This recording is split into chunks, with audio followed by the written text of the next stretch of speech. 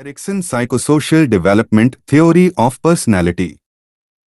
Erikson does not talk about psychosexual stages, he discusses psycho-social stages. His ideas were greatly influenced by Freud, going along with Freud's theory regarding the structure and topography of personality. However, Freud was an ID psychologist, Erikson was an ego psychologist. He emphasized the role of culture and society and the conflicts that can take place within the ego itself, whereas Freud emphasized the conflict between the ID and the superego. According to Erikson, the ego develops as it successfully resolves crises that are distinctly social in nature. These involve establishing a sense of trust in others, developing a sense of identity in society, and helping the next generation prepare for the future. Erikson extends on Freudian thoughts by focusing on the adaptive and creative characteristic of the ego, and expanding the notion of the stages of personality development to include the entire lifespan. Erikson proposed a lifespan model of development, taking in 5 stages up to the age of 18 years and 3 further stages beyond, well into adulthood.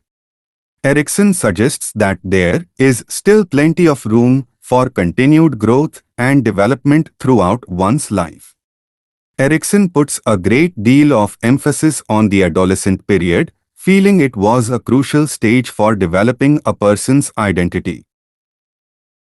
Like Freud and many others, Erikson maintained that personality develops in a predetermined order and builds upon each previous stage. This is called the epigenetic principle. The 8 stages of Erikson's psychosocial theory of development are: 1. Infancy, birth to 18 months, trust versus mistrust. The first stage of Erikson's theory is characterized by the development of trust or mistrust. This is based on the infant's experiences with their caregivers. If the infant's needs are met consistently and they feel safe and loved, they will develop a sense of trust in the world. If their needs are not met consistently or they feel unsafe or unloved, they will develop a sense of mistrust. 2. Toddlerhood, 18 months to 3 years, autonomy versus shame and doubt. The second stage of Erikson's theory is characterized by the development of autonomy or shame and doubt. This is based on the toddler's growing desire for independence. As toddlers begin to explore their world and assert their own independence, they need to feel that they are capable of doing things for themselves. If they are not allowed to explore or if they are made to feel bad for their mistakes, they will develop a sense of shame and doubt. 3. Preschool, 3 to 6 years, initiative versus guilt. The third stage of Erikson's theory is characterized by the development of initiative or guilt. This is based on the preschooler's growing sense of self and their desire to take on new challenges. As preschoolers begin to explore their interests and abilities, they need to feel that they are capable of taking initiative. If they are discouraged from trying new things or if they are made to feel guilty for their mistakes, they will develop a sense of guilt. 4. Early school age, 6 to 12 years, industry versus inferiority. The fourth stage of Erikson's theory is characterized by the development of industry or inferiority. This is based on the school-age child's need to develop a sense of competence and mastery. As school-age children begin to learn new skills and knowledge, they need to feel that they are capable of succeeding. If they are not able to learn new things or if they are made to feel inferior to their peers, they will develop a sense of inferiority. 5. Adolescence, 12 to 18 years, identity versus identity role confusion. The fifth stage of Erickson's theory is characterized by the development of identity or identity confusion. This is based on the adolescent's need to develop a sense of who they are and what they want in life.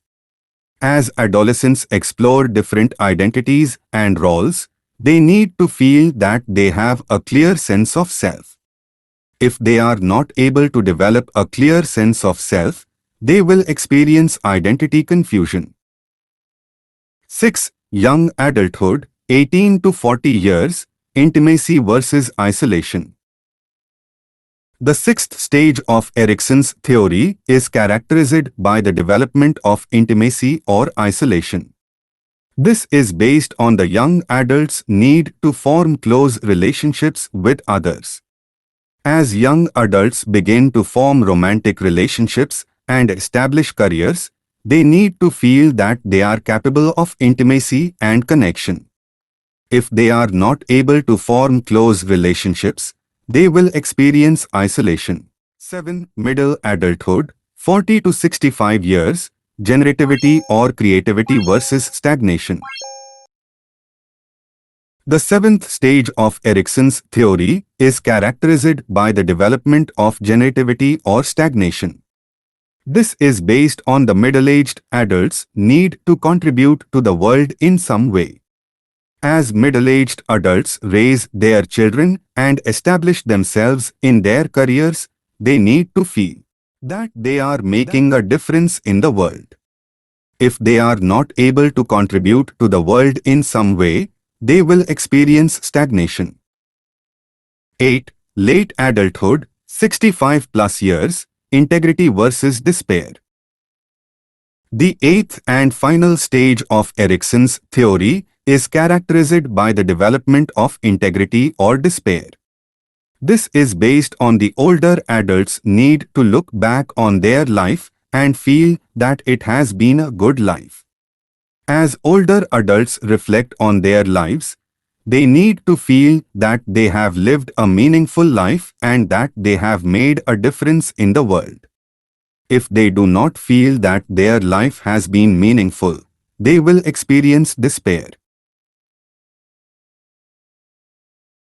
Erickson's psychosocial theory of development is a comprehensive theory that describes the process of human development across the lifespan. It is a valuable tool for understanding the challenges and opportunities that people face at different stages of their lives.